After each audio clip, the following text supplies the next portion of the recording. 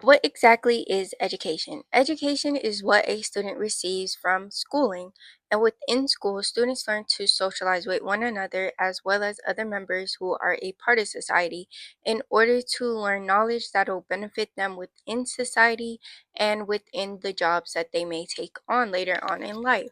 But as far as education is concerned, it is also a big factor that determines whether a student ends up in prison or not. While a student is within school, they learn manifest and latent functions. When we talk about manifest functions, these are functions that were intended for a student to learn.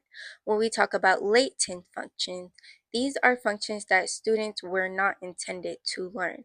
But not only that, but there is something that is called a hidden curriculum that students also seem to learn. And within a hidden curriculum, these are things that students learn that is not in the formal curriculum. But schools are not the only ones to blame. Schools are only the secondary educators within a student's life. The primary educators are the parents. This is where it all starts off because the parents are supposed to be the ones that teach a student skills, ideas, and beliefs that will eventually help benefit them when it comes to the real world.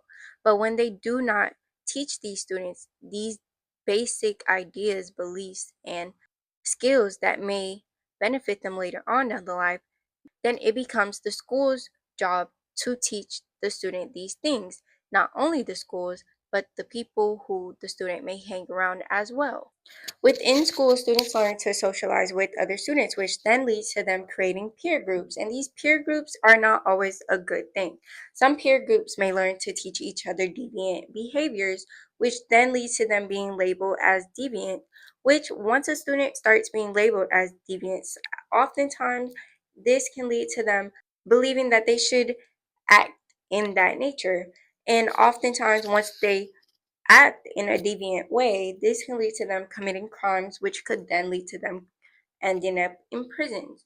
And as much as schools should be working to help students avoid this outcome, some schools, from what it seem to aid in the likelihood that that student will end up in prison rather than the likelihood that they will not. But when a student is left to be taught everything by the schooling system, it is not very surprising when they end up becoming deviant within their nature. Because as much as school is supposed to teach them beneficial knowledge and skills that will help them in the real world, the school may also unintentionally teach them ideas that may not help them in the real world and will end up putting them in the prison system. And this leads us to a theory called the school to prison pipeline. These are codes and punishments that criminalize students and puts them within the criminal justice system.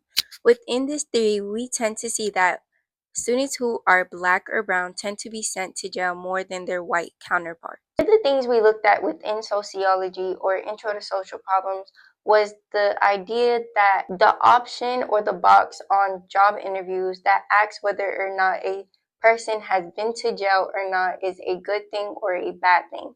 And from the looks of it, it is a bad thing because if a black person answers this question in the affirmative, they're more likely to be denied the job than a white person who also happens to answer this question in the affirmative. So, if an individual is not able to get a good job nor a good education, it is harder for them to move up on the mobility ladder, and it is more likely for them to move down. From everything that I've said, we can see that education plays a part in whether a person lives a good life or lives a bad life. And education can also lead a person to ending up in jail, whether it is intended or manifest.